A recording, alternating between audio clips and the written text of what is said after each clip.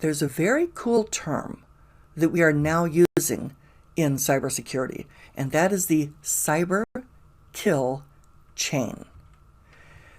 This is also known as the cyber attack chain. It is a model, a security model, that outlines all the phases of a cyber attack. It was developed by Lockheed Martin, but they actually borrowed it from the military. It covers all stages of a network breach, from the early planning and spying to attaining our final goal. If you understand the attack stages, you can then plan your tactics to prevent and detect these malicious intruders. So the cyber kill chain will help us prepare for common online threats, ransomware, network breaches, data theft, advanced persistent threats, APTs.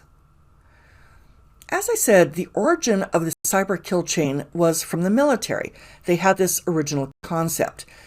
It defines the structure of a military operation. So we'll identify the target. We will dispatch our force. We'll have an order to attack. We'll destroy the target.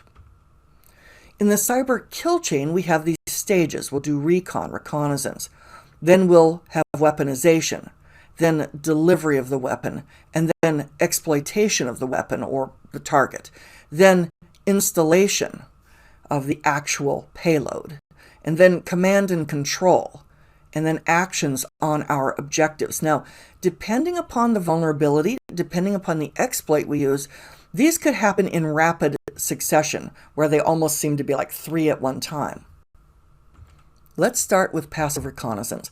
Passive reconnaissance means we are gathering intelligence. We're doing open source intelligence activity. We're going on the internet, and we're not letting the target know what we're doing. We're gathering information.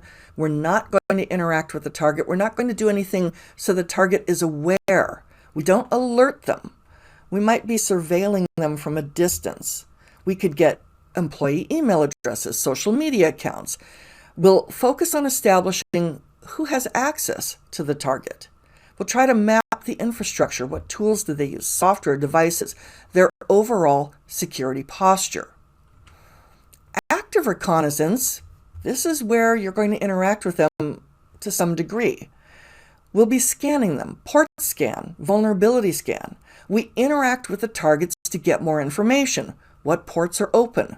What operating system or service versions do they have?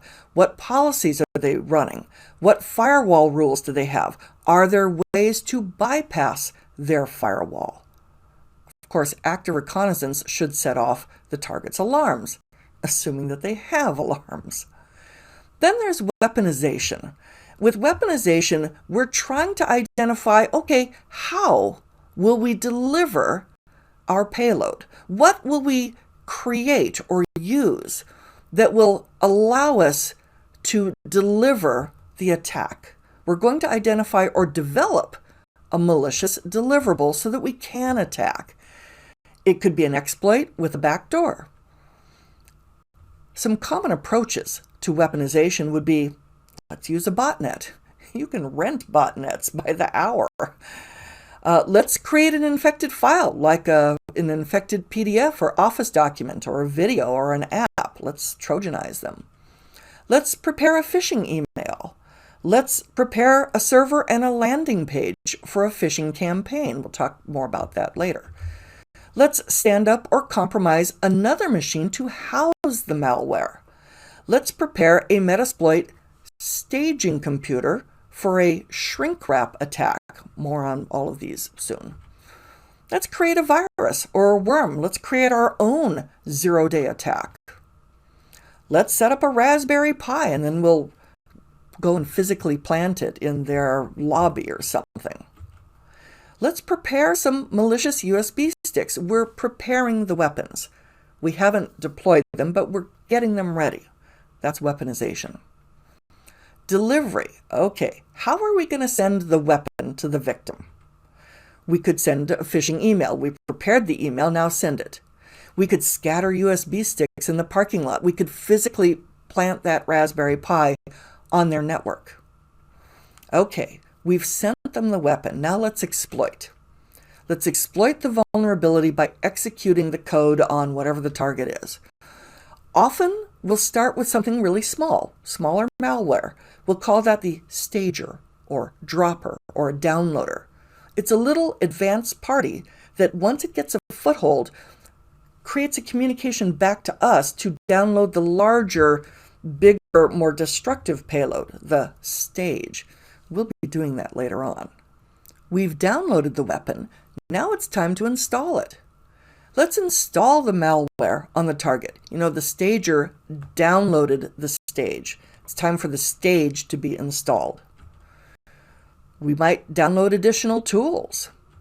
We might hide our presence from the firewall or intrusion detection. We might set up a backdoor or remote access. Now that we're firmly entrenched in our target, it's time to do command and control.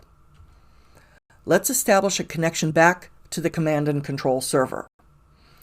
We've got our malware in there. Maybe it's a bot. We want it to come back to us past the firewall and get instructions on a regular basis. Command and control. Now, as the malicious actor, we can operate within the target environment and we can pivot or we can crawl our way through the network, find other targets within that private network. The command and control channel is usually manual. The attacker will have to interact with the malware from the C2 server to carry out the desired activities. Finally, what have you got to show for all this trouble? We want actions on objectives. We're going to take specific actions to achieve the original objective. And the original objective is to steal a database, to do espionage, to expand our presence in the target infrastructure, to own that system. So this is the idea of the cyber kill chain. Now let's go on to the next topic.